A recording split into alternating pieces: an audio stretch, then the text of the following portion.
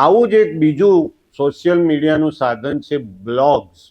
મને ખબર જ નહોતી કે આ રીતે બ્લોગ બી ડેવલપ થાય છે અને એમાં ઘણા બધા ડોમેન છે, આપણે પરચેસ કરવા પડે, જેનું આપણે ભાડું આપવું પડે.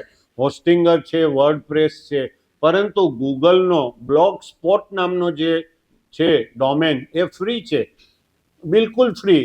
તમે ફ્રીલી તમારા આર્ટિકલો એક પછી એક મૂકી શકો અને એમાં મોનિટાઈઝ થઈ શકાય છે. એની ઉપર 10-12 એડવર્ટાઇઝ એક બ્લોગમાં આવે, ફિગરો સાથેના. મારો સ્વસ્થ બચ્ચા .spot.com અત્યારે મોનિટાઈઝ થયેલો છે, આપ એને જોઈ શકશો. અને બીજી છે શોર્ટ આર્ટ ટચિંગ સ્ટોરી, એ બી મોનિટાઈઝ થયેલો છે. એમાં યુટ્યુબનું એડસન્સ નામની એડવર્ટાઇઝની કંપની એની મેળે જ એમાં એડવર્ટાઇઝો મૂક્યા કરે છે અને એડવર્ટાઇઝો આવે એના 50% આપણને ઇન્કમ રૂપે પ્રાપ્ત થતા હોય છે. અને $100 થાય એટલે એ લોકો આપણને પહેલાં એ લોકો વેરીફાઈડ કરે, વેરીફાઈડ થઈ જાય પછી એ લોકો આપણને પેમેન્ટ મોકલાવતા હોય છે. આ બ્લોગમાં પણ વિવિધ વિષયો મૂકી શકાય છે.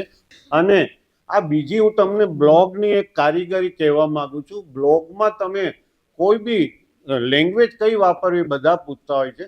લગભગ યુટ્યુબમાં કે બ્લોગમાં તમારે હિન્દી વાપરવી હિતમાં રહેશે.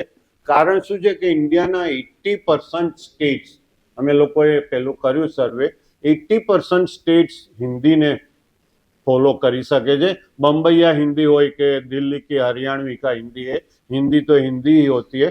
તો મારી લગભગ બધી ચાઇલ્ડ હેલ્થની વિડીયો હિન્દીમાં પણ છે, કોઈ ગુજરાતીમાં પણ મૂકી છે, જેથી ગુજરાતી લોકો પણ એને માણી શકે.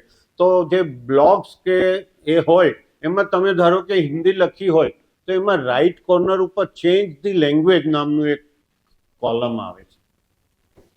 મેં ખોલીને જોયું 247 લેંગ્વેજ. તો 247 247 વર્લ્ડની લેંગ્વેજમાં આપણી આખા બ્લોગને આપણે ચેન્જ કરી શકીએ 1 સેકન્ડમાં. ખાલી આપણે જર્મન ઉપર આમ આંગળી મૂકવાની, આખો બ્લોગ જર્મન થઈ જશે. અંદર તમે જે ફિગર મૂકી હોય, જે કંઈ મૂક્યું હોય એ બધું જર્મનમાં. એટલે મેં એના ઉપરથી હિન્દીમાં થયેલી મારી ચાઇલ્ડ કમ્પ્લેનની હજુ હમણાં ગયા મહિને એમેઝોન પેલા ઉપર મૂકેલી છે ડિજિટલમાં, સરસ ચાલે છે અને ઇન્ડિયામાં પણ સરસ ચાલુ થઈ ગઈ. Children's problem solve. અને આ નામ બી મેં એઆઈમાંથી અમે ChatGPT AI આપ્યું. આવા નામ આપણને સૂજે જ નહીં.